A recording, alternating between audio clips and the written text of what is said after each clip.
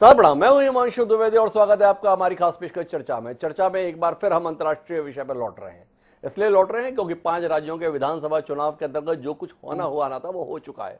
उस पर काफी बातचीत वगैरह भी हो चुकी है। इसलिए अब चुनावी राजनीति पर बात करने के स्थान पर उस अंतर्राष्ट्रीय मसले पर बात करें जिसके कारण से पिछले 16 दिन से दुनिया की सांसें थमी सी हुई है।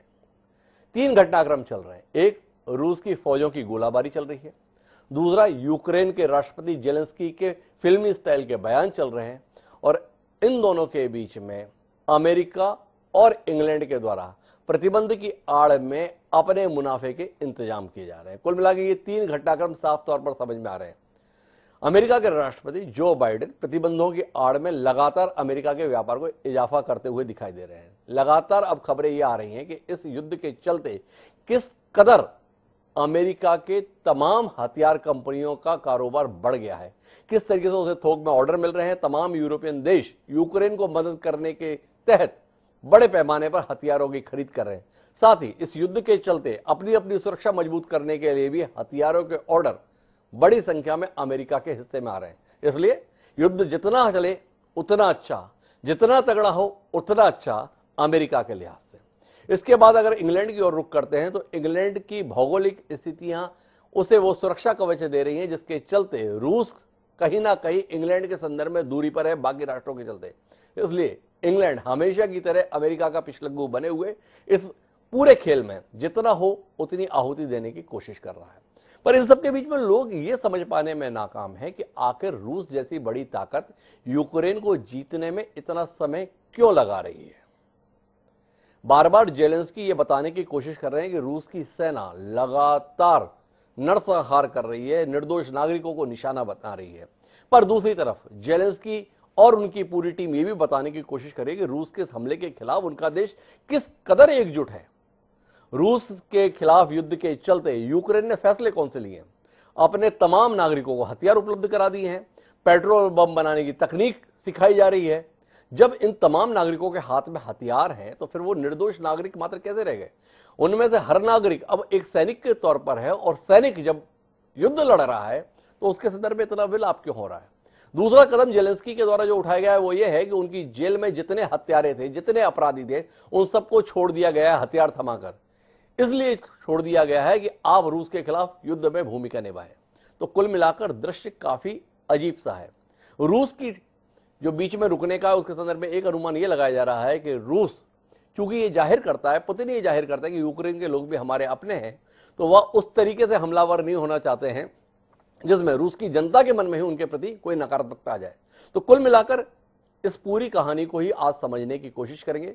5 खास मेहमान हमारे साथ इस मसले के पहलुओं को समझने और समझाने के लिए मौजूद हैं। उनसे आपका परिचय कराएं और अंतर्राष्ट्रीय मसले पर कुछ गंभीर विमर्श करें। उससे पहले लेकिन समय है आज के विचार सूत्र का। हमारा आज का विचार सूत्र एक कविता के तौर पर है। हमें एक कविता मिली जो ये कहती है कि विपत्ति से रक्षण सर्वभूत का, विपत्ति से रक्षण सर्वभूत का, सहाय होना असहाय जीव का, उबारना संकट से स्वजाति का, मनुष्य का सर्वप्रथम धर्म है। अयोध्या सिंह उपाध्याय हरियौत के द्वारा ये अमर पंक्तियां हमें प्राप्त हुई, जिसके अंतर्गत ये अपेक्षा की गई है कि मनुष्य को मनुष्य के काम आना चाहिए। जरूरत के समय मनुष्य को सकारात्मक भूमिका निभानी चाहिए। मनुष्य का रक्षण करना ही उसका परम धर्म है। पर यूक्रेन में जो कुछ भी हो रहा है वो उसके विपरीत है। क्यों है, समझने की कोशिश करते हैं। हमारे साथ इस चर्चा का हिस्सा बनने के लिए 5 खास मेहमान हैं। हमारे साथ पूर्व राजदूत, विदेश मामलों के जानकार अनिल त्रिगुनायत साहब हैं। हमारे साथ रक्षा विशेषज्ञ के तौर पर पूर्व मेजर जनरल ध्रुव सिंह कटोच साहब हैं जो चेयरमैन हैं, डायरेक्टर हैं इंडिया फाउंडेशन के। हमारे साथ रविंद्र सचदेव जी हैं जो विदेश मामलों के जानकार हैं। साथ ही doctor Sandeep Tripathi, expert foreign affairs, वह भी हमारे साथ जुड़ रहे हैं। और इन सबके बीच में रंजीत कुमार जी, वरिष्ठ पत्रकार, वह भी हमारे साथ है। आप सभी का स्वागत है। चर्चा की शुरुआत मैं अनिल जी से ही करना चाहूंगा। अनिल जी से समझना चाहूंगा अंतर्राष्ट्रीय राजनीति को कि दुनिया के तमाम देशों की तथाकथित कोशिशें काम नहीं आ रही। सब जता तो ये रहे हैं कि हम युद्ध को रोकने के लिए प्रयत्नशील हैं, लेकिन उनके तौर तरीकों से ऐसा लग नहीं रहा कि वो युद्ध रोकने के लिए प्रयत्नशील हैं। जो बाइडेन के कौन से कदम ऐसे हैं जिससे ऐसा लगता है कि वो युद्ध रोकना चाह रहे हैं? इंग्लैंड की कोशिशों से हम कैसे ये बोध लें कि वो युद्ध रोकना चाह रहे हैं? तो इसी को आपसे समझना चाहता हूं अनिल साहब, और साथ में समझना ये भी चाहता हूं कि 2 दिन पूर्व जेलेंस्की का एक स्टेटमेंट एक इंटरव्यू के माध्यम से सार्वजनिक हुआ, जिसमें उन्होंने कहा कि अब हम नाटो की सदस्यता में आगे नहीं बढ़ना चाहते, पर फिर भी कोई सकारात्मक प्रतिक्रिया नहीं आई, बहुत तवज्जो नहीं मिली इस बयान को, आपकी निगाह से भी गुजरा होगा। तो थोड़ा सा अंतर्राष्ट्रीय राजनीति की दृष्टि से आप हमें समझाएंगे, है कहां पेच?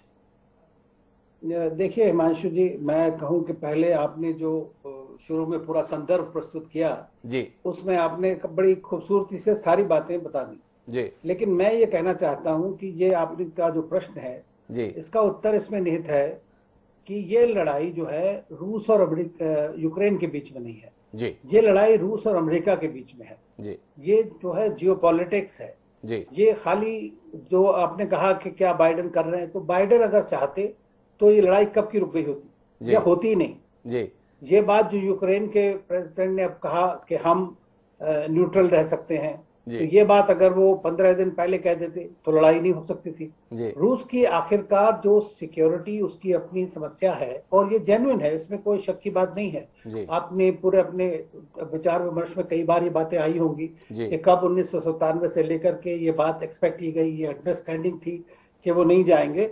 तो लोग कहते हैं कि जो प्रेसिडेंट पुतिन ने रिटन गारंटीज मांगी प्रेसिडेंट बाइडेन से, तो इसलिए मांगी क्योंकि जब जब वो रेफर करते हैं कि आपने ये कहा था तो वो कहते कहाँ लिखा हुआ है। तो अब इस बात का जो उन्होंने कहा कि लिख दीजिए, जब नहीं दिया गया, बल्कि उसके अलावा जेलेंस्की को काफी भड़काया गया और आज ये हालत है, हम देख रहे हैं कि जिस तरह से रशिया ने वहां पर जो एक्शन लिया, इसको मिलिट्री एक्शन कहते हैं, एग्रेशन जो भी कहिए, तो उसमें दुनिया 2 तरह से बढ़ गई है एक तरह से। और इसको मैं ये समझता हूं कि इस बार इसको आप खाली ये ट्रेडिशनल वॉरफेयर के बारे में ना देखें। ये एक तरह से अमेरिका ने जो अपना ब्रह्मास्त्र जिसको वो बोलते हैं चला चुके हैं, वो है एक फाइनेंशियल इंस्ट्रूमेंट का, और उसके जरिए वो बिना लड़े, और आपने ये भी बताया कि किस तरह से उनकी फौजें, उनकी जो मिलिट्री जो कंपनीज हैं वो पैसा बना रही है कितना, तो ये तो हमेशा से रहा है कि जब तक कॉन्फ्लिक्ट नहीं होगा तो उनका किस तरह से होगा। कनेक्टिकट से कैलिफोर्निया तक अमेरिका की पूरी इकोनॉमी जो है वो इसके ऊपर डिपेंड करती है, आर्म्स एम्युनिशन के ऊपर डिपेंड करती है। तो कॉन्फ्लिक्ट कहीं पे भी होगा उनको फायदा होगा, और आज उनको यूरोप मिल गया या इस तरह यूक्रेन के बारे में जिस तरह कहिए, तो मैं ये समझता हूं उनका इंटरेस्ट जो है बिल्कुल डायरेक्टली एविडेंट है हर जगह। अगर और वो ये नहीं चाहते हैं कि जल्दी वॉर रुके, क्योंकि उससे क्या हो रहा है कि पुतिन भी मेरे को लगता है किसी हद तक एक जाल में फंस गए थोड़ा सा, क्योंकि आप भी आपने कहा कि इतना टाइम क्यों लग रहा है, तो इसलिए लग रहा है क्योंकि पुतिन नहीं चाहते थे, और उन्होंने खुद ही कहा है, और आपको शायद विश्वास करना पड़े इस बात का कि हम सिविलियन कैजुअलिटीज नहीं चाहते। यूक्रेन और रशिया एक ही लोग हैं, और दूसरी चीज वो यूक्रेन को कंट्रोल नहीं करना चाहते। लेकिन अभी उनका यह है कि किस तरह से यूक्रेन को जो उसकी मिलिट्री पॉसिबिलिटीज हैं, जो उसका मिलिट्री पोटेंशियल है, उसको इस तरह से निस्ताबूद किया जाए, और उसी के सिलसिले में वो चलते चले जा रहे हैं, धीरे धीरे चलते हुए। इससे वाकई लोग कहने जो देखने वाले हैं उनको लगता है कि सुपर पावर कितना टाइम लेती है। तो अगर आप अमेरिका का इन्वेजन इराक का देखें तो कितने महीनों लग गए थे उनको वहां तक पहुंचने में, बॉम्बिंग करते रहे महीनों तक। पहले सेम थिंग हर जगह इस तरह से ही होता है। तो अगर आप इनडिस्क्रिमिनेट बॉम्बिंग करेंगे तो बड़ा आसान है जल्दी जाना। दूसरी चीज ये है कि रशिया, जो मैं समझता हूँ लास्ट पॉइंट अभी, कि जो यूक्रेन के लोग हैं उनको पूरी तरह से भड़काया गया। आपने कहा कि लोगों को दे दी गई राइफलें दे दी गई और असला दिया गया है लड़ने के लिए, तो ठीक है, सब में पैट्रियोटिज्म तो हर एक देशभक्त के अंदर होता है, और हर एक देश चाहता है कि मेरे देश के ऊपर कोई अटैक ना करे और मैं लड़ूं अपने देश के लिए, तो वो लोग कर रहे हैं। लेकिन वहां पर जो बाहर से बहुत सारे मर्सिनरीज लाए जा रहे हैं वो और भी इस चीज को कॉम्प्लिकेट कर देंगे। तो सिचुएशन यह है इस वक्त कि जब तक के पुतिन जी का लिमिटेड ऑब्जेक्टिव जो है उनका पूरा नहीं होता है, तब तक मैं समझता हूं इस बार की जल्दी शांति होने वाली नहीं है। अनिल जी, एक पहलू मैं आपसे समझना चाहता हूं, आप अंतर्राष्ट्रीय राजनीति के जानकार हैं। जेलेंस्की को खास तौर पे वेस्टर्न मीडिया के द्वारा, पश्चिम मीडिया के द्वारा इस रूप में बताने की कोशिश की गई कि देखिए क्या कमाल का राष्ट्रपति यूक्रेन को मिला है। पर आपका जो अनुभव है, इतिहास के पन्नों में जेलेंस्की किस रूप में दर्ज होंगे? एक मूर्ख के तौर पर जिन्होंने अपने अच्छे भले राष्ट्र को बर्बाद कराने का काम कर दिया, पश्चिम के बहकावे में आके अमेरिका को औजार बन के, या एक राष्ट्र नायक के तौर पर वो आने वाले समय में याद किए जाएंगे कि उन्होंने रूस के साम्राज्यवादी रवैये के खिलाफ, पुतिन की विस्तारवादी नीति के खिलाफ क्या कमाल का मोर्चा लिया? क्या देख पा रहे हैं आप इसका अंजाम? हिमांशु जी, अगर आज की डेट में देखें जी, तो आप जरूर ये कह सकते हैं कि वो एक कॉमेडियन होने के बावजूद बड़े एक पॉपुलर और अच्छे नेता के उभर में निकले हैं, एक पेट्रियोटिक के रूप में आए हैं भले ही। और हम सब जानते हैं कि किस तरह उनका बेवकूफ बनाया गया है, और अमेरिकन थिंकर्स भी कहते हैं कि he is been led to garden path. लेकिन आज के बाद जब 20 साल 50 साल के बाद जब हिस्ट्री लिखी जाएगी तो आपने देखा है ये हमेशा सब्जेक्टिव लिखी जाती है हिस्ट्री, और ये वेस्टर्न हिस्ट्री में इसका जो रूप आप देखेंगे तो ये देखा जाएगा कि ये बहुत बड़े एक कमाल के लीडर रहे हैं और इस तरह की बातें जरूर होंगी। लेकिन यूक्रेनियन लोग जो हैं, जो सफर कर रहे हैं, अगर आप उनसे पूछें तो आपको लगेगा कि बटी हुई बात है दोनों तरफ से। बटी हुई बात है। कुल मिलाकर देश को संकट में डाल दिया जेलेंस्की ने। आज जो बात बोल रहे हैं उसे 15 दिन पहले अगर बोला होता तो शायद ये तबाही का बंजर देखने के लिए हम लोग मजबूर नहीं होते। लेकिन इन सबके बीच में रूस की ताकत पर सवाल है, और वह ताकत पर सवाल भी पश्चिम मीडिया के द्वारा है। क्या है रूस? एक यूक्रेन जरा सा देश काबू में नहीं कर पा रहे, कब्जा नहीं कर पा रहे। ध्रुव सिंह कटोच साहब मेरे साथ हैं, उनके पास में सैन्य तजुर्बा है। कटोच साहब, वाकई रूस इतना निरीह है? रूस की क्षमताओं का आकलन हम लोग गलत किए बैठे थे। पुतिन के संदर्भ में जो एक पूरा जेम्स बॉन्ड वाली छवि है गलत थी, या सेना को जिस तरीके से ऑपरेट करना चाहिए उसका एक कमाल का नमूना हम देख रहे हैं। एक सीमित तरीके से संयम के साथ अपने लक्ष्य को प्राप्त करने के लिए वो आगे बढ़ रहे हैं। आपका एक लंबा तजुर्बा है, किस दृष्टि से देख रहे हैं आप इस लड़ाई को? नमस्कार, थैंक यू हिमांशु जी। देखिए, इसको मैंने इस प्रकार से देखा है कि हर एक आदमी ये समझ रहा है, जितने भी कमेंटेटर्स मैंने सुने टीवी वगैरह पे, कि यूक्रेन बहुत कमजोर देश है। देखिए, यूक्रेन के पास 1,80,000 सैनिक हैं जो मॉडर्न इक्विपमेंट के साथ इक्विप्ड हैं। तो ये कहना कि उनके पास कोई सेना वगैरह नहीं है या बहुत ही कमजोर है, ये बात गलत है। और ये जो सैनिक है इनके कुछ ही ठिकाने पर हैं जहां पर इन्होंने अपना डिफेंड करना है। वेस्टर्न सेक्टर तो इनको डिफेंड करने की आवश्यकता नहीं है, वहां पर तो नेटो के कंट्रीज हैं। तो इनका जो मेन एरिया ऑफ इंटरेस्ट था वो था ब्लैक सी के ऊपर, और जो डॉनबास रीजन है, खार्किव और आखिरी में जो इनका कैपिटल है कीव। अभी देखिए, जहां तक रूस की बात है, जैसे कि एम्बेसडर टिग्नाइट साहब ने अभी बताया है, मैं बिल्कुल सहमत हूं उनके साथ। रूस का मतलब कभी नहीं ये था कि इस देश को बर्बाद करे। कीव जो है, अगर आप देखोगे तो वो एक कीव उतना ही महत्व रखता है रूस के लिए जितना यूक्रेन के लिए रखता है। जो रूस का ऑर्थोडॉक्स चर्च है वो कीव से शुरू हुआ था 1000 साल पहले। तो ये जो जिस प्रकार से वो जो इनका जो प्रेम है कीव के साथ, वो कभी भी इस प्रकार की बात नहीं चाहेंगे कि ये शहर को बर्बाद कर दें। तो मुझे अपने लगता है कि पुतिन का मतलब सिर्फ इतना था कि वो एक बार अपना फोर्स दिखाएंगे, और उनकी समझ में उनको ये लग रहा था कि इस समय पर जब हम ये दिखाएंगे तो जेलेंस्की झुक जाएगा, सत्ता चेंज हो जाएगी और उसके बाद जाके मामला ये खत्म हो जाएगा। लेकिन प्रॉब्लम ये हुआ कि जेलेंस्की ने हार नहीं मानी। उसको उकसाया जा रहा था वेस्टर्न पावर्स की तरफ से, और उसने बोला कि हम तो लड़ते रहेंगे आखिरी दम तक। अभी एक बार जब वो उस बात पर आ गई, तब जाके फिर रूस को फिर ये देखना पड़ा कि ये लड़ाई अभी लंबी चलेगी। अल्टीमेटली डेस्टिनेशन तो सिर्फ एक है, वो है जो सेंटर ऑफ ग्रेविटी जिसको मिलिट्री पार्लेंस में कहते हैं, वो है कीव। और एक बार कीव कैप्चर हो जाता है और सरकार बदली जाएगी तो मुझे लगता है ये लड़ाई समाप्त हो जाएगी। लेकिन क्या ये संभव है बगैर डिस्ट्रक्शन से? इस समय पर जो रूस की सेना है वो तकरीबन 9 मील दूर है कीव से। ठीक है, कल सुबह होते हुए ये हो जाएगा तकरीबन 6 किलोमीटर। लेकिन ये पिछले एक हफ्ते से जो आर्टिलरी रेंज है उसके अंदर थी। तो अगर ये इसको बर्बाद करना चाहते हैं, मुझे नहीं लगता है कि इनको कीव को बर्बाद करने में कोई समय लगेगा। प्रॉब्लम ये नहीं है कि रूस कीव को कैप्चर करेगा या नहीं करेगा, वो तो करेगा ही जी। प्रॉब्लम ये होता है शहरों में उसके ऊपर कंट्रोल कैसे करना लंबे अरसे के ऊपर, क्योंकि स्ट्रीट फाइटिंग जो है उसका महीना जो है वो एकदम अलग तरीके से है जी। तो मुझे नहीं लगता है कि रूस उस रास्ते पे जाना चाहता है, वो सिर्फ सत्ता को चेंज करना चाहता है। और जो प्रेसिडेंट पुतिन ने 4 शर्तें रखी थी, अगर वो मानने को तैयार हो जाएंगे तो मुझे लगता है वो ये युद्ध समाप्त हो जाएगा।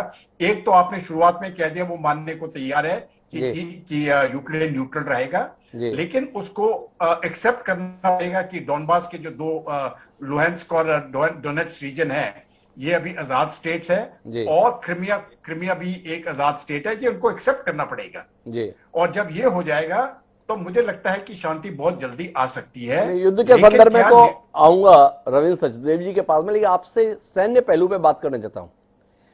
जिस तरीके से लड़ाई रूस की सेना लड़ रही है, इसको आप एक संयमित आचरण के तौर पर देखते हैं या एक नरसंहार के तौर पर देखते हैं? आपका जो सैन्य क्षेत्र का तजुर्बा है, रूस के लड़ाई के तरीके को आप पुतिन की बातों के साथ कितना देख पा रहे हैं? पुतिन जो ये कहते हैं कि मेरा यूक्रेन के लोगों के साथ कोई टकराव नहीं है, यूक्रेन के लोग हमारे लोग हैं, क्या सेना के तौर तरीकों से आपको ऐसा जाहिर हो रहा है या कथनी करनी का अंतर है? भाषण कुछ और दिए जा रहे हैं कि कुछ और जा रहा है? नहीं, मैं बताता हूं, मैं ये आपको भारतीय सेना का मिसाल देता हूं। जब हम कश्मीर में ऑपरेट करते हैं, हमें बड़े स्ट्रिक्ट वो इंस्ट्रक्शन दिए जाते हैं, कोई भी सिविलियन कैजुअलिटी नहीं होना चाहिए, कुछ भी हो जाए जी, राइट। यही इंस्ट्रक्शंस काफी हद तक मुझे लगता है प्रेसिडेंट पुतिन ने अपनी सेना को दी होगी, इसीलिए वो अपने हाथ को पीछे रख रहे हैं। लेकिन एक चीज बताना मैं समझता हूं सही होगा। जिस जरूरी बात है कि यूक्रेन की सेना ने रूस की सेना को डिले किया था, जो रूस एक्सपेक्ट नहीं कर रहा था, ये बात सही है।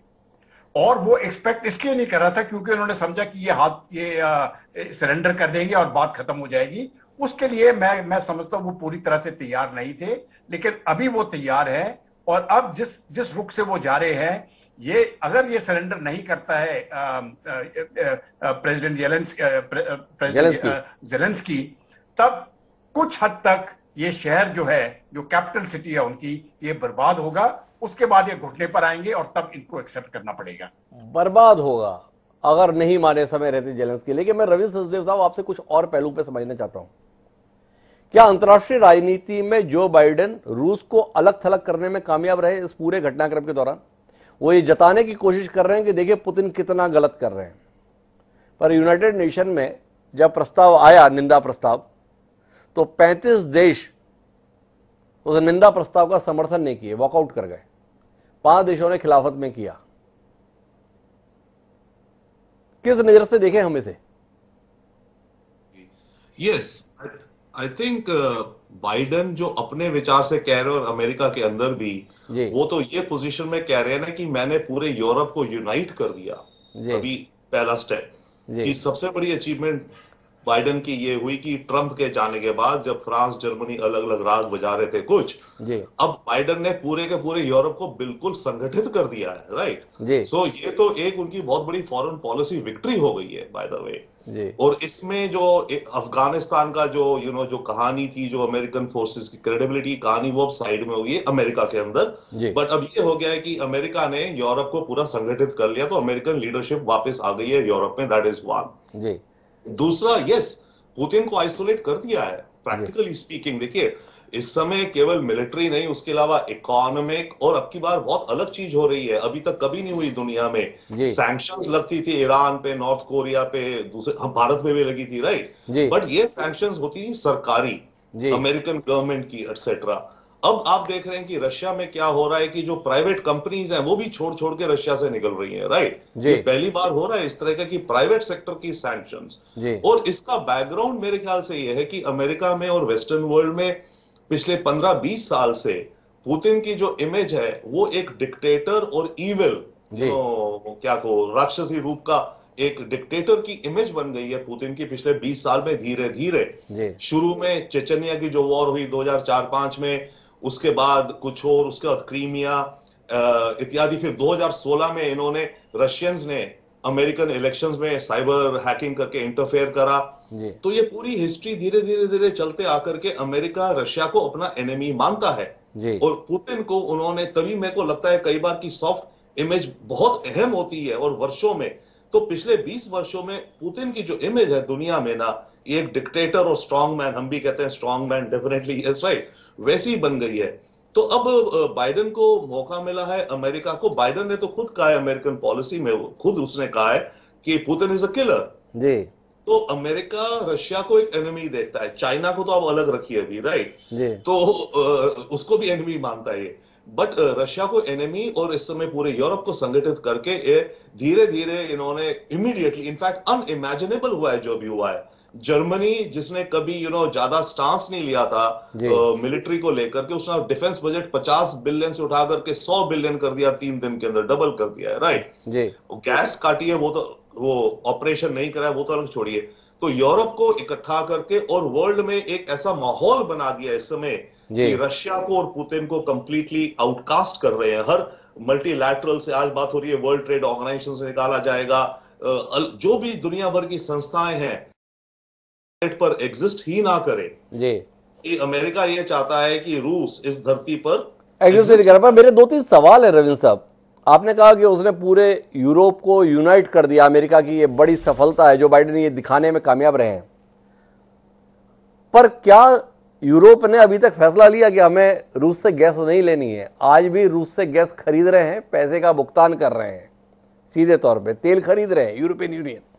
मैक्रो अभी भी 1.5 घंटे 2-2 घंटे पुतिन के साथ बातचीत कर रहे हैं, सब अपने अपने स्तर पर समीकरण लगा रहे हैं। क्या आप नहीं महसूस करते हैं रविंद्र साहब कि पिछले 20 साल में रूस की काया पलट कर दी है व्लादिमीर पुतिन ने? अमेरिका उससे अपना खतरा महसूस करता है। खोया हुआ गौरव, खोया हुआ वैभव वापस मॉस्को में दिखाई देता है। मॉस्को आप देखेंगे बदला हुआ है, वहां पर रहने वाले लोग बताते हैं कि 20 साल पहले सड़कें तक नहीं हुआ करती थी, अब किसी भी यूरोप के शहर को मात देता है मॉस्को। तो ये जो पुतिन ने बदलाव किया है, क्या अमेरिका और इंग्लैंड मिलकर यूक्रेन की कीमत पर, यूक्रेन की तबाही की कीमत पर रूस को रोकने की कोशिश नहीं कर रहे? वो तो है ही, definitely yes. I mean Moscow, मैं वहां पर 1991 से 94 तक रहा हूं मैं मॉस्को में, कजाकिस्तान वगैरह इलाकों में, इतना मतलब मेजर इंफ्रास्ट्रक्चर, कल्चरल आर्किटेक्चर पूरे सोवियत संघ में था ना। पुतिन ने आने के बाद डेफिनेटली करा, और basically oil and gas economy के चलते उन्होंने अपने रिजर्व्स बिल्ड करे हैं, थोड़ा अपने उन्होंने देश के अंदर ऑर्डर भी लाए हैं। तो पुतिन एक तरह से यस अपनी सोवियत एरा की नहीं तो कुछ रशियन ग्लोरी को वापस लाना चाहते हैं। वो ये नहीं चाहते कि मैं टोटल घेराबंदी हो जाए मेरी। और जैसे कि अभी उनका मेन ग्रीवांस यही है ना कि आपने सारे देश, क्या जरूरत थी नेटो को बढ़ाने की, एक एक करके देश बढ़ाते गए आप, जबकि थ्रेट तो है ही नहीं। और अब आप यूक्रेन को भी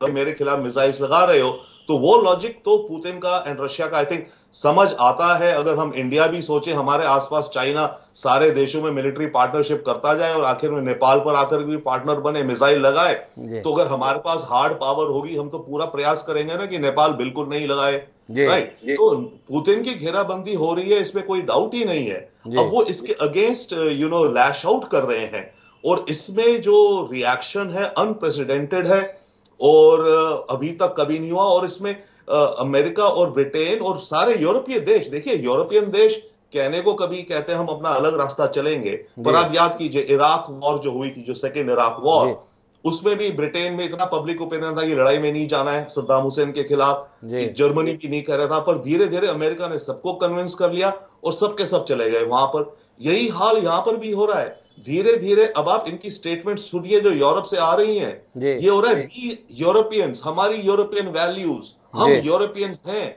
तो ये एक यूरोपियननेस की जो रिवाइवल हो रहा है ना, ये एक बहुत ही स्ट्रॉन्ग एक तरह का ब्लॉक बन रहा है। और ऑफ कोर्स रशियन ब्लॉक तो अलग है और इसके अलावा चाइनीज ब्लॉक तो वहां अलग है, बट ये यूरोपियननेस की, वाइट यूरोपियन अमेरिकन, हम सब एक हैं और हम सबका इंटरेस्ट बिल्कुल एक साथ और एकजुट खड़े हैं। ये एक बहुत बड़ी डेवलपमेंट है, एक बहुत बड़ी डेवलपमेंट है, ऐसा रविंद्र सचदेव जी मान रहे हैं, और मान रहे हैं कि जो बाइडेन सफल तो हो रहे हैं। लेकिन मैं डॉक्टर संदीप त्रिपाठी जी आपसे समझना चाहता हूं, पुतिन वाकई ना समझते कि समझ नहीं पाए, या आप मानते हैं कि पुतिन कमाल के दूरदर्शी व्यक्ति थे, ऐसा होगा इसीलिए वह चाइना पहुंचे और वहां पर जाकर जिस प्रकार का समझौता उन्होंने चीन के साथ 5000 पन्नों का किया, और जो चीन अमेरिका को आगे दिखा रहा था या अमेरिका को खलता है, उस चीन ने अपनी प्रतिबद्धताएं, अपना संबंध रूस के साथ जोड़ लिया।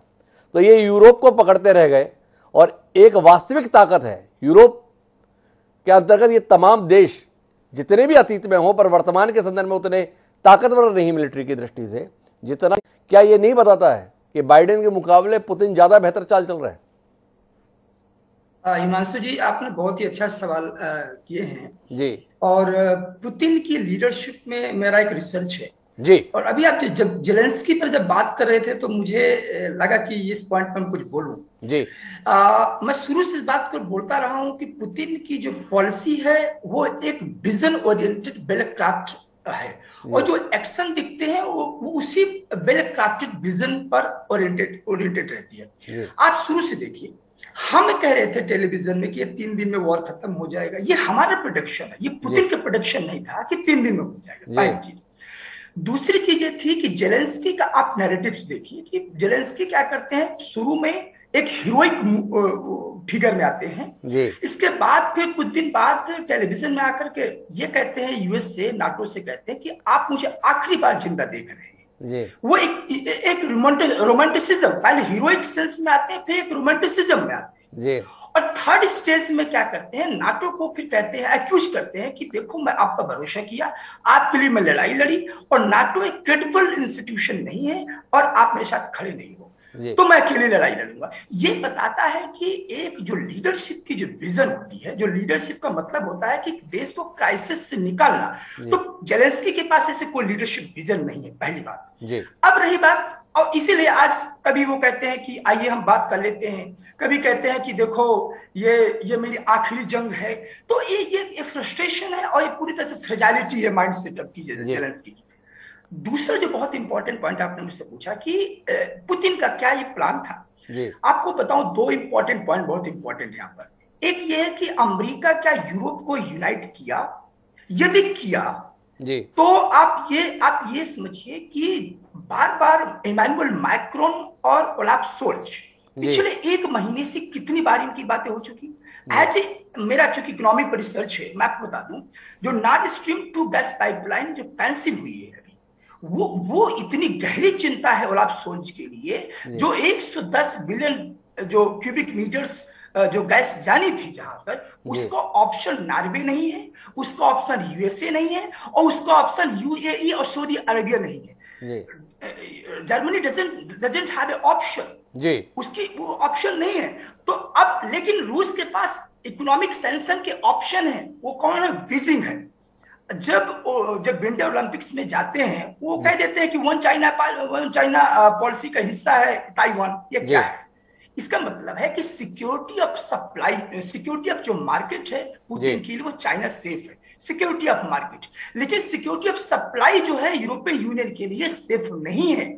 और यही कारण है कि जर्मनी और फ्रांस की एक व्याकुलता है, जैसे अभी सर बता रहे थे, सचदेव से बता रहे थे कि वो यूनाइट हो, यूरोपियननेस आ रहा है। तो ये यूरोपियननेस एक रोमांटिसिज्म है, ये थोड़े समय के लिए होता है। जब वो देखते हैं कि हमें गैस कहां से मिलेगा, हमारा इकोनॉमी कैसे बिल्डअप हो, तो तुरंत वो पुतिन को कॉल करते हैं, मैक्रोन की बात कर लीजिए, युद्ध को रोक दीजिए। तो ये बहुत ही पूरा चेस बोर्ड है, इसको समझने की जरूरत है कि यहाँ इकोनॉमिक फैक्टर बहुत इंपॉर्टेंट है। और पुतिन अपनी मजबूती को जानते हैं कि मेरे पास ऑयल एंड गैस है और इसका विकल्प ईयू के पास बाइबल नहीं है, और इसीलिए पुतिन अपना गेम कर रहे हैं, अपना खेल रहे हैं। पुतिन अपना गेम खेल रहे हैं। लेकिन मैं रंजीत कुमार साहब आपसे थोड़ा आर्थिक पहलू पे बात करना चाहता हूं, जिसकी और रवि सचदेव साहब भी इंगित कर रहे थे, थोड़ा सा अनिल साहब ने भी कहा कि भाई सरकारी स्तर पर प्रतिबंध लगते हैं, पर जो बड़ी बड़ी कंपनियां छोड़कर जा रही हैं, आपसे समझना ये चाहता हूं, ये बड़ी बड़ी कंपनियां जो आती हैं उन देशों का कल्याण करने के लिए आती हैं, उन देशों की सेवा करने के लिए आती हैं, उन देशों की तरक्की के लिए आती हैं, या अपना मुनाफा कूटने के लिए आती हैं। अगर रूस से ये कंपनियां अपना सामान समेटने का ऐलान कर रही हैं, रूस का जो नुकसान है, साख का जो नुकसान है वो अपनी जगह, पर इन कंपनियों का अपना कोई नुकसान नहीं है काम समेटने के साथ। क्या ये कंपनियों का अपना कोई नुकसान नहीं हो रहा है, जाहिर करने की चेष्टा की जा रही है, देखिए रूस कितना नुकसान उठा रहा है। वाकई सच है। देखिए, रूस के खिलाफ अमेरिका और पश्चिमी देशों ने जो माहौल बनाया है उसकी नतीजा जो प्राइवेट कंपनियां हैं रूस से अपने पांव हटाने की कोशिश कर रही जी, लेकिन यह अधिक दिनों तक नहीं चलेगा। भी एक अच्छा बाजार है, मध्यम वर्ग का एक अच्छा बाजार है और वहां पर की मौजूदगी गैर मौजूदगी अधिक दिनों तक नहीं चल सकती। जब ये माहौल शांत हो जाएगा, शांति वापस हो जाएगी, तो धीरे धीरे करके ये सभी अंतर्राष्ट्रीय कंपनियां वहां वापस आने लगेंगी और फिर से अपना शुरू करेंगे। देखिए, अभी त्रिपाठी साहब ने कहा जो आर्थिक हित होते हैं सबसे बड़े हित होते हैं यूरोप, रूस जो है दुनिया में सबसे बड़ा गैस उत्पादक देश है, पेट्रोलियम का पैदा करने वाला देश है और 30% से अधिक जो ऊर्जा की सप्लाई है यूरोप को से होती है। और यही वजह है कि जर्मनी और लगातार रूस पर दबाव डाल रहे हैं कि युद्ध जल्दी से करें, शांति बहाल करें, ताकि रूस और यूरोप के देशों के बीच जो ऊर्जा सप्लाई का जो रिश्ता है वो बना रहे। क्योंकि जब रूस से ऊर्जा सप्लाई बंद हो जाएगी तो यूरोप के देशों के लिए घोर संकट का माहौल पैदा होगा, घोर संकट पैदा होगा, वहां की जनता परेशान हो जाएगी। तो न केवल अमेरिका, न केवल रूस जनता परेशान हो रही है बल्कि यूरोप की जनता परेशान होगी और इसका तात्कालिक कोई विकल्प नहीं है। अमेरिका उसका कोई विकल्प नहीं। रजत कुमार जी कहना उनके साथ में मुझे थोड़ी वॉइस की दिक्कत जा रही है, इसलिए मैं वापस अनिल साहब आपके पास में रुक कर रहा हूं और एक बात जानना चाहता हूं, क्या इस पूरी कवायद के अंतर्गत आप महसूस नहीं करते हैं कि बातें बड़ी बड़ी जितनी भी बोल रहे अमेरिका, बातें जितनी भी बड़ी बड़ी बोल रहे पश्चिमी देश, या बातें जितनी भी बड़ी बोल रहे नाटो के देश, डरते हैं रूस से, सब चीख चीख कर बता रहे हैं कि देखो कैसा अत्याचार हो रहा है, कैसा नरसंहार हो रहा है, मानवता पर कितना जुल्म हो रहा है। पर जिस देश पे जुल्म हो रहा है सो कॉल्ड, उस देश का राष्ट्रपति इन लोगों के बूते, इन लोगों के भरोसे ही इतने कदम उठाया और अब गुहार कर रहा है कि मदद के लिए आइए। तो ये बता रहे हैं पैसे देंगे, हथियार देंगे, लेकिन हम नहीं होंगे। क्या है ये? देखिए, दो चीजें, अभी आपने कई प्रश्न पूछे इकोनॉमी के बारे में भी, तो दो तीन चीजें आप उसमें देख लें जी कि एक ये दुनिया का सबसे बड़ा देश है रूस, एरिया के वाइज, और अगर आप रिसोर्सेज के बारे में देखें तब भी सबसे बड़ा देश है जी। बड़ी बड़ी जितने भी मिनरल्स है, बहुत सी चीजें तो पता ही नहीं लगती है लोगों को क्या है वहां, उसके बारे में बात ही नहीं। दूसरी चीज यह है कि यूरोप, रशिया अपने आप को एक यूरोपियन कंट्री के रूप में देखता है और यूरोपियन कंट्री भी रशिया को यूरोपियन दृष्टि से ही देखते हैं, इसीलिए उनकी इकोनॉमी बड़ी इंटीग्रेटेड थी और डिपेंडेंसीज हैं उसके अंदर में। तो मैं जरूर मानता हूं कि इस वक्त में बाइडन ने बैक टू बेसिक्स करके आके जो नेटो कंट्रीज के नेटो ग्रुप को एक तरह से यूनाइट करने की कोशिश की है, लेकिन जब आपका अपना नेशनल इंटरेस्ट आता है तो उस वक्त में ये अलायंसेस का मीनिंग इतना नहीं रह जाता है, क्योंकि आपको अपने अपने कॉन्स्टिट्यूएंट्स को, ये ज्यादातर डेमोक्रेसीज हैं और डेमोक्रेसी में सबसे बड़ी समस्या जब ही आती है जब लोगों को problem day to day basis पे होनी शुरू होती है। और उसका कारण क्या है, आप किसका वॉर लड़ने जा रहे हैं यहाँ पे। और यूक्रेन जो है बेसिकली, आप अमेरिका ने, देखिए अमेरिका की लड़ाई का उनको पता लग गया कि क्या हुआ हमारा। अमेरिका आज तक कोई लड़ाई नहीं जीत पाया। आप मुझे कोई भी लड़ाई दे, वियतनाम ले लीजिए, आप चाहे अफगानिस्तान ले लीजिए, चाहे इराक, कहीं पे भी तो जीत नहीं पाए हैं। डिस्ट्रक्शन जरूर किया है लेकिन लड़ाई कोई भी नहीं जीत पाए। ना ही ये आज के दौर की एक बड़ी बात है, और जनरल साहब यहाँ बैठे बता सकते हैं कि आज के दौर में लड़ाई को जीतना बड़ा मुश्किल है। ये एक तरह का स्टेलमेट बन के रह जाता है हमेशा, और इसलिए अमेरिका ने जो एक फाइनेंशियल एक चक्रव्यूह रचा है, ये सोच करके शायद है कि इसकी वजह से रूस जो है घुटनों पे आ जाएगा। तो मेरा मानना यह है कि अगर पिछले 8 साल से पुतिन भी वेट कर रहे हैं या उससे पहले से, वो कभी भी, मैं कई बार मिला हूं पुतिन को, कभी भी यूरोप पर ट्रस्ट नहीं करते, वो वेस्टर्न कंट्रीज को और खासतौर से अमेरिका पे उनको ट्रस्ट बिल्कुल नहीं है। और ये बात बिल्कुल सही है कि आज भी इतना सब परेशानी अगर हो भी रही है वहां लोगों को, रूबल काफी डिप्रिशिएट हो गया है, तो ये लोग जो है ना, रूसी हो या यूक्रेनी हो, एक बात लोग भूल जाते हैं कि दुनिया में इनके जैसा एडवर्सिटी को बेयर करने वाला और कोई देश नहीं है और कोई लोग नहीं है। सेकेंड वर्ल्ड वॉर में 26 मिलियन लोग सोवियत यूनियन के मारे गए थे, हर घर से एक आदमी गया था। और ये हिटलर हो चाहे नेपोलियन, सब रूस में आके वहीं पे आकर के हारे थे। तो ये चीज जो है मानने वाली है, और इसलिए अमेरिका ग्राउंड पे नहीं आना चाहता है वो, और अपने वो आर्म्स एम्यूनिशन बेच रहे हैं, वो तो तिजारती मुल्क है, तो वो तो अपनी तिजारत कर रहा है सारा। और यूरोपियन जानते हैं कि अगर लड़ाई होगी तो वो सबसे पहले फंसेंगे। अगर कल को इंटरकॉन्टिनेंटल बैलिस्टिक मिसाइल्स और ये इस तरह की चीजें करना शुरू कर दिया, या लड़ाई का एक दूसरा चरण पे पहुंचेगी अगर, चाहे वो बाई मिस्टेक हो या इंटेंशनली हो, तो आप देख सकते हैं कि उसका सबसे बड़ा खामियाजा जो है वो यूरोपियन कंट्रीज को भुगतना पड़ेगा। एक पहलू और आपसे समझना चाहता हूं साहब, एक प्रकार से घुटनों पे तो जेलेंस्की को ला ही दिया नाटो के मुद्दे पर पुतिन ने। जेलेंस्की कह चुके मुझे ऐसे नाटो का मेंबर बनना ही नहीं है, पर क्या व्लादिमीर पुतिन अब इस सफलता के बाद जो उन्हें मिलती दिख रही है नाटो के मसले पे यूक्रेन के संदर्भ में, बाकी जो बाल्टिक देशों के माध्यम से रूस पर निगाह गड़ाने की कोशिश थी, वहां तक भी बात जाएगी या अभी बात यहीं पे रुक जाएगी? क्योंकि हम आने वाले समय की आहट को समझने की कोशिश कर रहे हैं।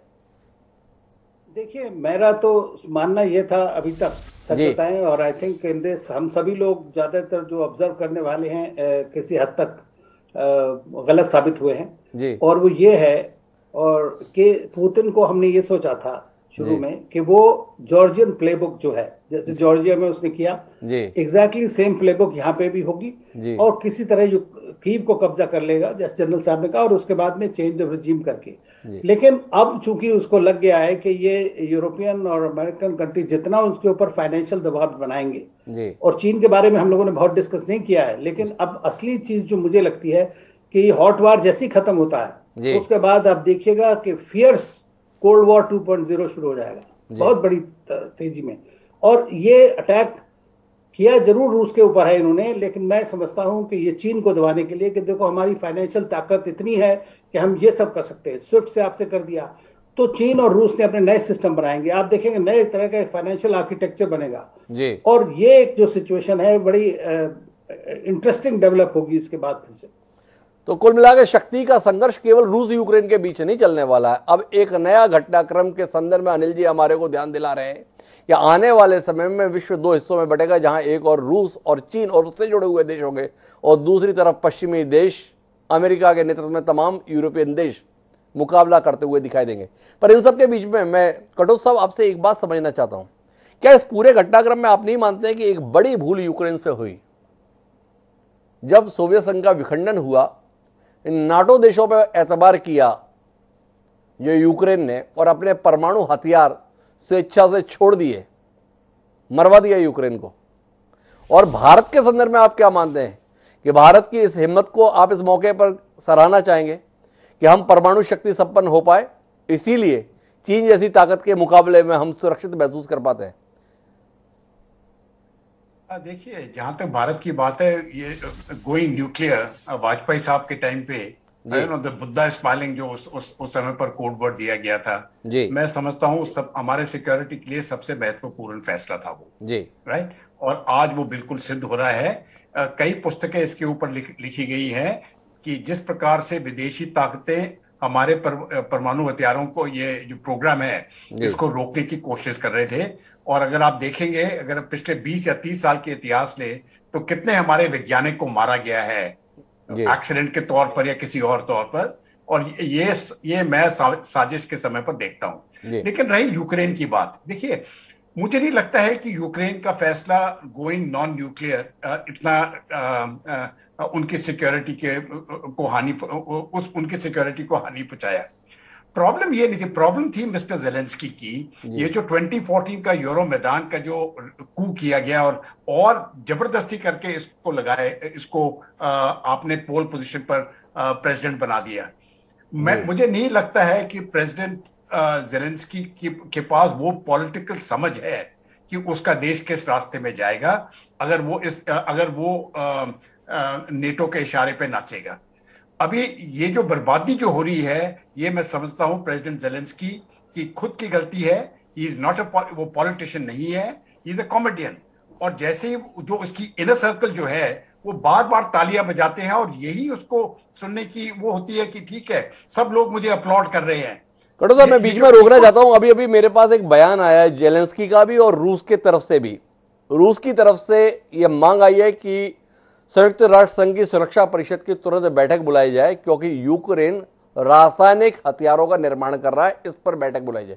एक ये, और दूसरा जेलेंस्की का बयान आया है कि हम जीत की राह पर हैं, हम निर्णायक जीत पर मुहाने पर पहुंच गए हैं। कितनी गंभीरता से ले रहे हैं जेलेंस्की के इस दावे को कि वह युद्ध जीतने के कगार पर पहुंच गए?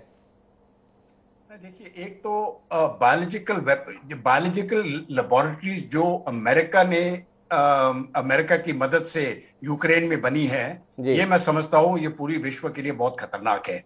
और अब जाके अमेरिका उल्टा वो आरोप लगा रहा है रूस के ऊपर कि वो केमिकल वेपन्स हथियार इस्तेमाल कर रहे हैं, इसलिए रूस ने कहा कि यूक्रेन के पास केमिकल वेपन्स हैं। ये 1 to 1 मेरे ख्याल से इन दोनों के बीच में ये चल रहा है। लेकिन बायोलॉजिकल वेपन्स की तैयारी जो हो रही थी, इसमें कोई शक नहीं है। जहां तक प्रेसिडेंट जेलेंस्की का सवाल है, जो उनका स्टेटमेंट है, ये हवा में ही स्टेटमेंट है, वो कहीं भी जीत की निशानी में नहीं है।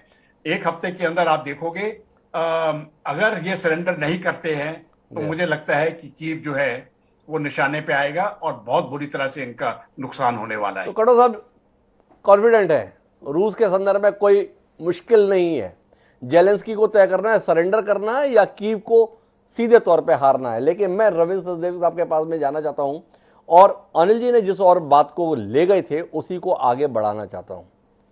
क्या जो बाइडेन अमेरिका में अपनी साख बनाने के लिए पूरी दुनिया को खतरे में डाल रहे हैं? सचदेव साहब, जिस तरीके से वो हथियारों की होड़ को बढ़ावा दे रहे हैं, अब जेलेंस्की कह चुके कि मुझे नाटो की मेंबरशिप नहीं चाहिए। अगर अमेरिका लीड करता है कि हम नाटो की मेंबरशिप कभी नहीं देंगे, समाधान निकल सकता है, पर इसके बावजूद भी खींच रहे हैं। क्या आप मानते हैं कि इस पूरे मसले में असल खलनायक आने वाले समय में जो बाइडेन ही साबित होंगे? नहीं, असल खलनायक तो अमेरिका है, मैं कहूंगा जो बाइडेन ही नहीं। पिछले 20 साल से जो अमेरिकन पॉलिसीज चल रही हैं, जिन्होंने नेटो का घेराव, रशिया का घेराव करा है जी, जहां तक, और डेफिनेटली ये जो बाइडेन पॉलिटिकली खेल रहे हैं, इसमें उनको स्ट्रेंथ दिख रही है। अफगानिस्तान के फियास्को के बाद उनकी छवि अमेरिका के अंदर, मैं कह रहा हूं, बाहर तो छोड़िए, अंदर भी काफी हुई थी कि तो इनइफेक्टिव वीक लीडर है। इसके चलते उनकी छवि अब फिर से एक स्ट्रांग लीडर हो गई है।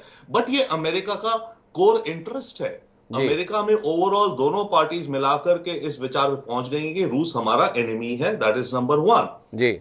मैं 1-2 पॉइंट्स पीछे आकर के कहना चाहता हूं। जहां तक जेलेंस्की ने बात की कि मैं नेटो नहीं ज्वाइन करना चाहता हूं, मैं उसको बिल्कुल दूसरी तरह से रीड करता हूं। ये बात ये हो रही थी, जेलेंस्की अभी तक नेटो पे जा रहे थे, मुझे एडमिट करो, और नेटो मना कर रहा था, हमारी कंडीशंस है। तो जेलेंस्की ने एक तरह से रिवर्स साइकोलॉजी चलाई, अब मैं नहीं आऊंगा, मैंने सारी फाइट कर ली है, मैं लड़ रहा हूं, मैं डिजर्व करता हूं यूरोपियन बनने का, तो अब आप मुझे इनवाइट करो जी। जेलेंस्की अभी ये कह तो दिया उन्होंने एक statement, we don't want to join NATO now, but जैसे होता है ना फ्रस्ट्रेशन में, गुस्से में, उस तरह से कहा, एक रिवर्स साइकोलॉजी देके, नहीं मैं नहीं करता, अब मुझे जबरदस्ती इनवाइट करो तुम, अब मैं आऊंगा अगर इनवाइट करोगे, राइट। ना जहां तक बात रही जो फाइनेंशियल सैंक्शंस की, बहुत इंटरेस्टिंग कह रहे थे। देखिए हर देश यस अपने इंटरेस्ट में चलता है, पर इस बार जो हो रहा है, अमेरिका जो सैंक्शंस लगा रहा है और यूरोप जो लगा रहा है, ये लोग बहुत स्मार्टली जा रहे हैं। अमेरिका ने आज एडिशनल सैंक्शंस लगाई है रशिया पे, उस पे पता है उसने क्या एग्जेम्प्ट किया है? पैलेडियम एक रेयर अर्थ एलिमेंट है जो कि चिप मेकिंग में जाता है, तो पैलेडियम एग्जेम्प्टेड है। तो पैलेडियम को अमेरिका इंपोर्ट करता रहेगा, क्योंकि वो नहीं होगा तो सेमीकंडक्टर चिप्स की जो ग्लोबल सप्लाई चेन है वो बल्कि बहुत खतरे में पड़ने जा रही है। सिमिलरली जर्मनी के साथ या यूरोपियन यूनियन के साथ सारी सैंक्शंस लगा दी गई, स्विफ्ट से उन्हें हटा दिया गया है, but not for oil and gas imports. तो ऑयल एंड गैस इंपोर्ट्स चलते रहेंगे यूरोप के, बाकी चीजों में सैंक्शन लगाएंगे। तो क्लियर मैसेज ये है कि हम सैंक्शंस लगाते जाएंगे, स्क्रू टाइटन करते जाएंगे, परंतु जहां हमें चाहिए वो हम प्रोडक्ट लेंगे रशिया से और रशिया को पैसा भी देंगे। तो ये सैंक्शंस की कहानी चल रही है यहां पर। अब क्योंकि जहां तक बात रही अमेरिका आएगा कि नहीं आएगा, ये बात क्लियर थी शुरू से। अगर पुतिन की रेड लाइंस थी कि यूक्रेन को नेटो नहीं बनना है, उसकी रेड लाइन थी ना, आओगे तो कुछ करूंगा। अमेरिका की रेड लाइन थी कि मैं अपने सोल्जर नहीं डालूंगा जी। अब जेलेंस्की क्या प्रयास कर रहे थे, वो पूरे का पूरा प्रयास करने में लगे थे कि अमेरिका को और यूरोप को कंपेल कर दें कि नेटो हमारी तरफ से आके लड़े। बट नेटो एंड अमेरिका ने क्या रखा है बार बार कि हम अपने सोल्जर्स नहीं लगाएंगे जमीन पे। तो जेलेंस्की जिस भी हालात में मतलब एनर्जाइज होके लड़ रहे हैं। एक last point I will say, आप एक कह रहे थे कि इसके बाद अगर जो भी यूक्रेन में हो तो क्या बॉल्टिक्स एंड ऑल। मैंने अभी कल ही एक आर्टिकल लिखा है जिसमें मैं आर्ग्यू कर रहा हूं कि देखिए यूक्रेन जैसा भी हो जाए, सीरिया बन जाए, अफगानिस्तान बन जाए, रशिया डोमिनेट कर जाए, फंस जाए, बट रशिया इसके बाद बॉल्टिक्स को क्यों करेगा? बॉल्टिक में तो लिथुएनिया, एस्टोनिया नाटो देश है जी, बट रशिया के बॉर्डर में एक देश और है जो नाटो नहीं है जी, और जो कह रहा है शायद नाटो के लिए फिनलैंड, और उसके पीछे स्वीडन तो, और वो भी रूस की बाउंड्री पे। तो सेम लॉजिक जो पुतिन का है कि ये मुझे घेर रहे हैं, मैं घेरने नहीं दूंगा जी। तो नेक्स्ट यूक्रेन के बाद रशिया का लॉजिकल टारगेट होना चाहिए फिनलैंड, और फिनलैंड को अगर रशिया थ्रेटन करेगा, फिनलैंड क्या करेगा? फिनलैंड भी तो नेटो का मेंबर नहीं है। Not only Finland, Finland and Sweden दोनों को, राइट, ये दोनों नेटो के मेंबर नहीं है। तो क्या होगा? और एक तरह से लाइक जूडो कराटे में जैसे होता है, आपने साइड से मार दिया जी। अगर अमेरिका और नेटो ने सोवियत यूनियन की पुरानी ईस्टर्न यूरोपियन कंट्रीज को घेराबंदी कर ली, तो पुतिन ऊपर से जाकर के क्यों नहीं वो न्यूट्रलाइज करेगा प्योर वेस्ट, जो स्वीडन और फिनलैंड माने जाते हैं वेस्टर्न यूरोपियन कंट्रीज। तो ये गेम आगे चलेगी बहुत भयानक। ये अमेरिका एक ग्राइंडर चला रहा है, इकोनॉमिक एंड मल्टीपल। रशिया चला रहा है एक ग्राइंडर, मिलिट्री ग्राइंडर, जो चल रहा है धीरे या तेज, बट ये ग्राइंडर यूक्रेन को सबड्यू तो करेगा, और कोई रास्ता इसके अलावा। And also remember, by all indications Putin ने बार बार इंडिकेट करा है वो न्यूक्लियर वेपन्स सबको इंडिकेट कर रहा है जी। तो अगर ज्यादा कुछ हुआ, एंड तभी अमेरिका और नेटो नहीं आना चाहते इस मैदान में, क्योंकि कन्वेंशनल वॉर के चांसेस अगर हुए बिटवीन नेटो एंड रशिया, तो वो जो फ्रिक्शन है वो न्यूक्लियर कन्फ्रंटेशन में स्पाइरल अप हो सकता है। तो तबाही बहुत बढ़कर हो सकती है, रविंद्र सचदेव साहब इस संदर्भ में इंगित कर रहे हैं। पर आने वाली समय की आहट को उन्होंने बहुत बखूबी सुना है। उन्होंने कहा कि अगला कदम फिनलैंड और स्वीडन के संदर्भ में रशिया को एंश्योर करने के कदम उठाते हुए हम देखेंगे, जो वो यूक्रेन के संदर्भ में। पर मैं डॉक्टर संदीप त्रिपाठी आपसे एक और पहलू में बात करना चाहता हूं, क्योंकि आपने पुतिन पर बहुत रिसर्च कर रखी है। खबरें पश्चिम मीडिया के माध्यम से हैं, उनमें यह बताने की भी कोशिश की जा रही है कि देखिए रशिया में भी इस हमले को लेकर बड़ी नकारात्मक प्रतिक्रिया है, बड़ी संख्या में लोगों को जेल में डाला जा रहा है। जिस पुतिन ने रूस की काया पलट की है, जिस पुतिन ने यह कदम सीधे तौर पर रूस की सुरक्षा को सुनिश्चित करने की तरह से उठाया है, यह दावा किया जा रहा है, क्या वहां का जनमानस पुतिन को स्वीकार करने के लिए तैयार नहीं है? इस संदर्भ में आपका कोई अध्ययन जो आप साझा करना चाहें?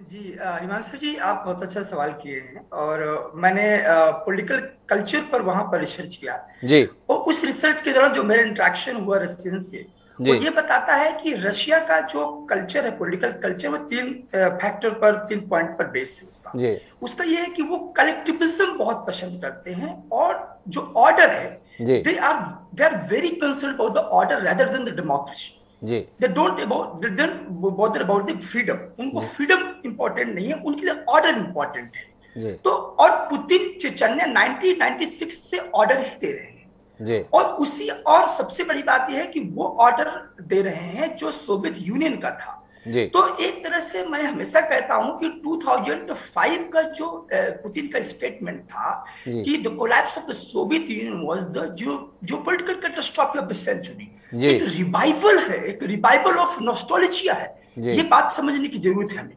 तो मेरा मानना यह है कि पुतिन आज जो भी हो रहा है, आप अभी मैंने सुन रहा था कि ये अमेरिका सक्सेस हो रहा है, किस तरह से यूरोप को ट्रैप किया है। मेरा मानना यह है कि अमेरिका एक्सपोज हो रहा है, जर्मनी, फ्रांस को जो एक डेफिसिट है, जो ट्रस्ट डेफिसिट, वो बढ़ रहा है यूरोप और अमेरिका के बीच में। और इसी कारण मैं आपको छोटा सा एग्जांपल बताऊंगा। भी कल तक पोलैंड, अमेरिका ने पोलैंड को कहा कि तुम अपना जो MiG-29 दे दो यूक्रेन को। पोलैंड ने मना किया कि मैं नहीं दे सकता। उन्होंने कहा हम अपने F-16 आपको दे देंगे। तो वो प्रेशर कर रहा है पोलैंड को। पोलैंड जानता है कि मैं यूक्रेन नहीं बनना चाहता है रूस और अमेरिका के बीच का। तो यही कर पोलैंड ने बहुत कैटेगोरिकली इसको डिनाई किया। तो जितनी ज्यादा बाइडेन समझते उससे अधिक ज्यादा पुतिन विजनरी है। और रही बात आपके सवाल की कि रशियन क्या चाहते हैं, रशियन पूरी तरह से पुतिन के साथ खड़े हुए हैं और यही कारण है ये वेस्टर्न मीडिया का इंफॉर्मेशन वॉर है कि दिखाएं कि उसके अंदर विरोध हो रहा है। ऐसा कहीं नहीं है, रशियंस बहुत स्ट्रांगली बैकअप दे रहे हैं पुतिन। तो कुल मिलाकर डॉक्टर संदीप त्रिपाठी जी बहुत स्ट्रांगली इस बात को मान रहे हैं कि रूस में पुतिन के कदमों को लेकर कोई विरोध की स्थिति नहीं है, रशिया उन कदमों के साथ में है। तो मैं रंजीत कुमार जी आखिरी दौर की बातचीत में आगे बढ़ रहा हूं, फिर मैं अनिल जी के पास कंक्लूड कराना चाहता हूं इस विषय को। आपसे जानना ये चाहता हूं कि रशिया के संदर्भ में ये बताया जा रहा है, पुतिन के संदर्भ में बताया जा रहा है कि वो पहले से तैयारी में थे, उन्होंने सारी तैयारी इस अनुसार कर रखी थी, सुरक्षा की दृष्टि से भी कर रखी थी। ये मीडिया की दृष्टि से मैनेजमेंट में पुतिन कहां चूक गए? जितनी भी खबरें आ रही हैं वो वेस्टर्न कंट्रीज का जो मीडिया उसके माध्यम से आ रही हैं। पुतिन अपनी इमेज बिल्डिंग की दृष्टि से दुनिया तक खबरें नहीं पहुंचा पा रहे। क्यों नहीं पहुंचा पा रहे? उस दृष्टि से ध्यान नहीं गया या उन्हें ऐसी जरूरत नहीं है दुनिया के संदर्भ में? देखिए, ऐसा नहीं है। जो पश्चिमी देशों की जो मीडिया है वो अपने राष्ट्रीय हितों के अनुरूप ही काम करते हैं जी। और पश्चिमी देशों के मीडिया अपने राष्ट्रीय हितों को बढ़ावा देने के लिए वह उससे वैसा ही नैरेटिव क्रिएट करते हैं। अब देखिए, जो नाटो का जिस तरह से ईस्टवर्ड एक्सपेंशन रूस की सीमाओं तक किया जा रहा था, तो पश्चिमी मीडिया कभी इन बातों को नहीं लिख रहा था, कभी इन सभी रूस की जो चिंताएं थी उसको नजरअंदाज कर रहा था। रूस की जिस तरह से सामरिक घेराबंदी की जा रही थी, अमेरिका जिस तरह से अपनी सेनाओं को रूस की सीमा तक तैनात करता जा रहा था, तो अब अमेरिकी और जो वेस्टर्न मीडिया है रूस की इन चिंताओं पर कभी उसने गौर नहीं किया। रूस के जो अमेरिका और यूरोप के जो सामरिक क्षेत्र हल्कों के जो विशेषज्ञ हैं उन्होंने भी अपने बड़े बड़े आलेख में कभी इस तरह की चिंताएं जाहिर नहीं की। तो निश्चित तौर पर जो देखिए, रूस के जो राष्ट्रपति हैं व्लादिमीर पुतिन एक बेहद ही राष्ट्रवादी नेता है, बेहद ही जिद्दी और अक्खड़ महत्वाकांक्षी राजनेता है और जिस मुकाम पर उन्होंने रूस के युद्ध को यूक्रेन के खिलाफ पहुंचा दिया है, वहां से उनके लिए वापस लौटना बहुत मुश्किल है। अब पश्चिमी मीडिया कुछ भी कहे, उन्हें अमानवीय कहे, कुछ भी कहे, लेकिन उन्हें वहां से वापस लौटना उन्हें हिटलर की मौत के मरने के समान होगा।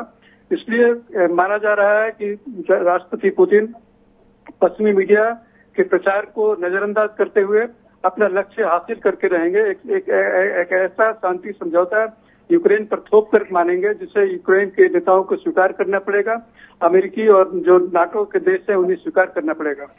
तो रंजीत कुमार जी कह रहे हैं कि पुतिन के पास वापसी की राह नहीं है, लेकिन जो शब्द उन्होंने इस्तेमाल किया उदाहरण देने के लिए, उसी पर मैं अनिल जी आपसे बात करना चाहता हूं।